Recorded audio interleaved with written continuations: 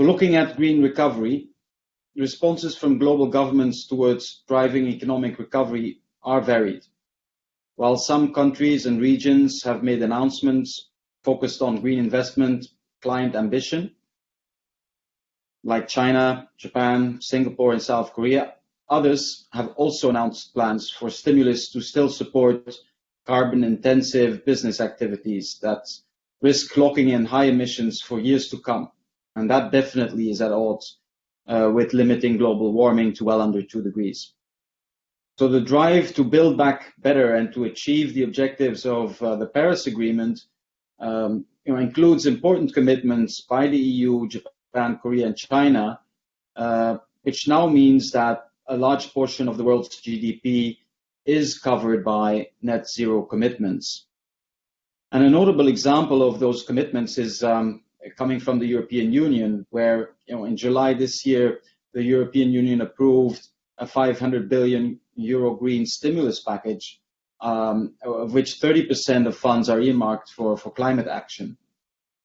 But to achieve those objectives, it means we have to scale up our actions and investments aggressively and really starting now, with intermediary stages later on for 2025, 2030, and 2040. And we think that the aftermath of the COVID pandemic really provides an opportunity to build back better and aggressively ramp up investment in green and sustainability. It clearly illustrates how the pandemic has impacted global macroeconomics and dynamic, and has permanently altered attitudes to sustainable investing. And we could sort of simply categorize the impact as heightened risk and new opportunities.